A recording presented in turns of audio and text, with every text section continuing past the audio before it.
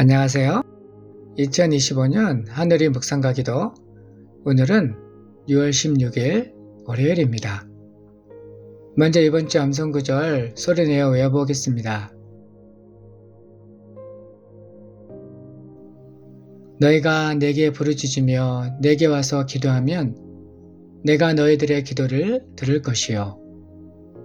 예레미야 29장 12절 말씀. 계속해서 오늘의 묵상 말씀 예레미야 29장 1절로 4절까지 저와 함께 정독하겠습니다.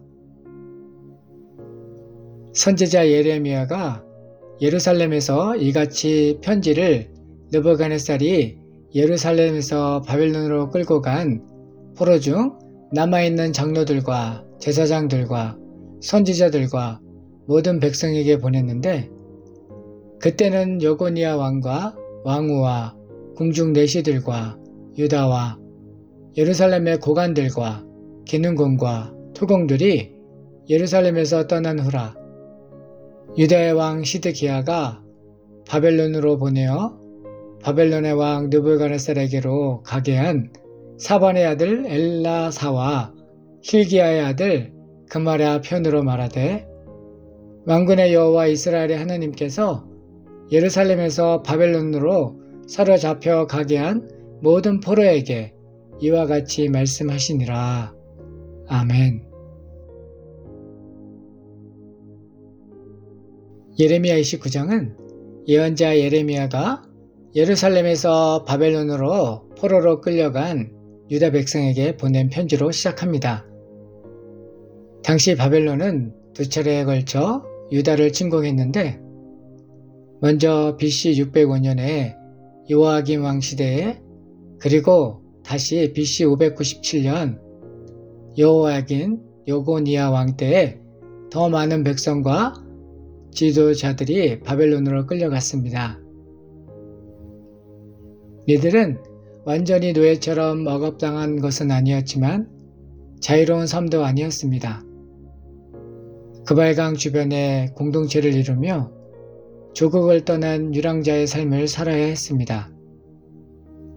경제적, 사회적으로 능력 있는 사람들, 왕족, 관리, 기술자들이 선택적으로 포로가 되었고, 바벨론은 이들을 통해 자신들의 나라를 더욱 강하게 만들고자 했습니다. 그러나 이 모든 일이 단순히 바벨론 제국의 힘 때문이 아니었다는 사실을 예레미야는 분명히 합니다. 예레미야 29장 4절에서 하나님은 이렇게 말씀하십니다. 만군의 여호와 이스라엘의 하나님께서 예루살렘에서 바벨론으로 사로잡혀간 모든 포로에게 이와 같이 말씀하신다. 겉으로 보기엔 바벨론 왕 느부갓네살이 사람들을 강제로 끌고 간 것 같지만 성경은 그것이 하나님의 손에 의한 일이라고 말합니다.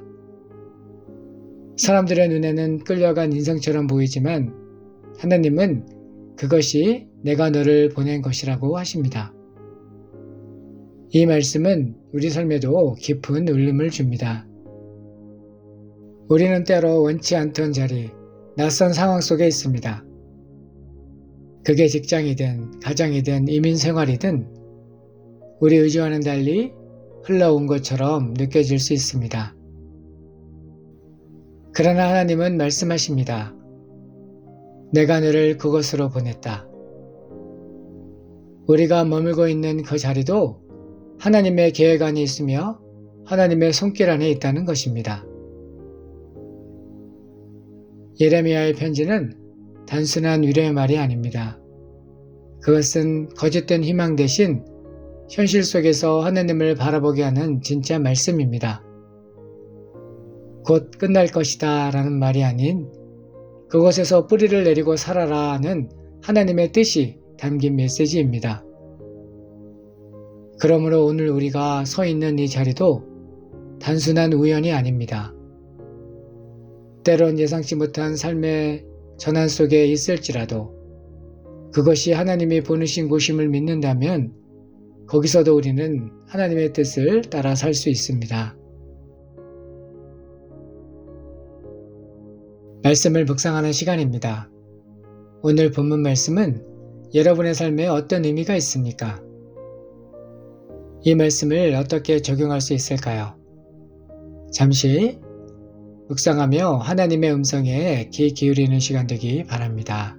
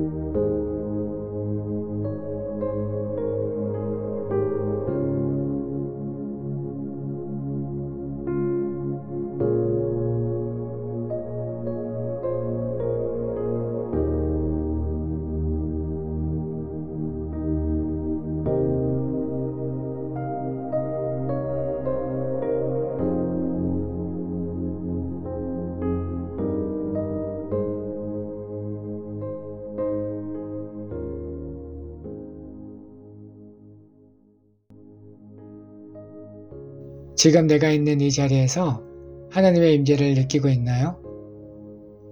아니면 여전히 내 자리가 아닌 것 같다는 생각에 머물러 계신가요?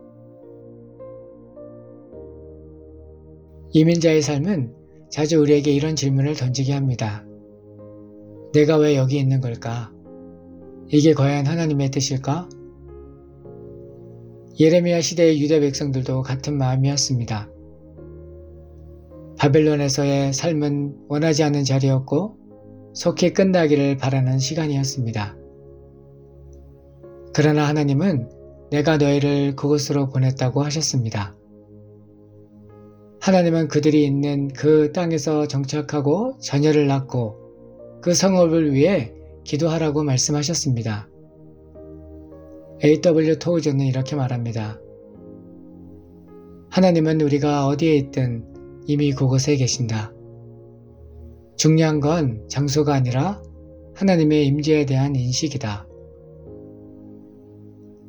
우리는 이민 생활에서 하나님의 손길을 느끼지 못할 때가 있습니다. 하지만 우리의 신앙은 익숙한 곳에서만 꼽히는 것이 아니라 하나님이 언제 어디서나 우리와 함께 하심을 믿고 하나님의 임재를 의식할 때 진짜 뿌리 내리기 시작합니다. 오늘 우리가 할 일은 상황을 바꾸는 것이 아니라 하나님이 나를 여기에 보내셨음을 믿고 그분과 동행하는 삶을 사는 것인 줄 믿습니다.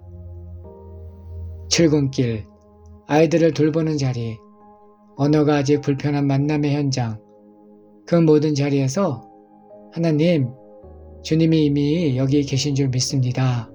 이렇게 고백해보면 어떨까요? 우리를 향한 하나님의 생각은 재앙이 아니라 평안이며 마침내 소망을 주시려는 것임을 믿고 오늘 하루도 하나님을 신뢰하며 살아가기를 소망합니다. 당신의 기도는 무엇입니까? 이 시간 다음의 기도 제목을 가지고 결단하며 기도하겠습니다. 낯설고 힘든 자리에서도 하나님의 뜻을 신뢰하며 살아가기를, 현실을 회피하지 않고 내가 있는 자리에서 열매 맺는 삶 살기를, 하나님이 보내신 그곳에서 소망을 품고 살아가기를,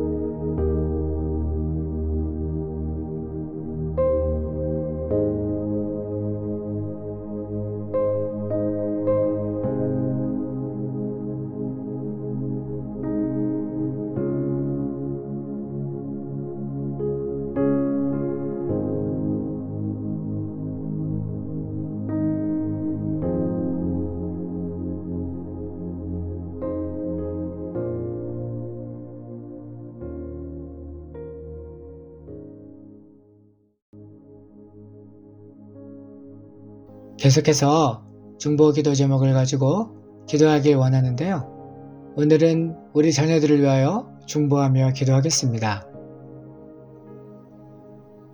우리의 자녀들에게 하나님을 아는 축복을 허락하여 주시고 세상의 풍조에 떠밀려 다니지 않고 말씀과 기도로 깨어있는 하나님의 백성으로 자라나기를,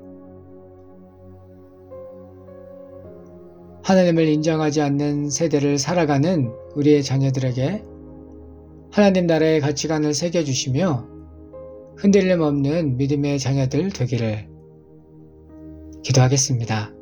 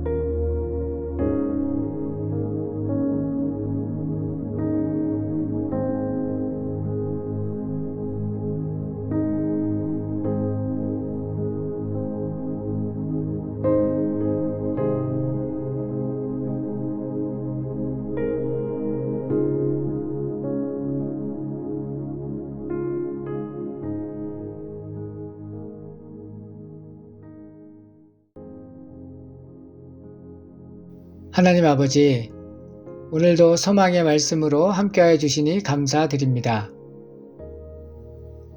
바벨론으로 끌려간 포로들에게도 계획이 있으셨던 주님, 우리의 이민 생활에도 깊은 뜻과 섭리가 있음을 깨닫게 하시고 현실을 부정하거나 도망치려 하지 않고 우리가 머물게 된 그 자리에서 뿌리 내리며 살아갈 수 있도록 도와주시옵소서. 내 뜻과 다를지라도 주님의 뜻에 귀 기울이게 하시고 주어진 현실 속에서 하나님의 선하신 계약을 신뢰하며 살아가길 원하옵고 예수님의 이름으로 기도합니다. 아멘.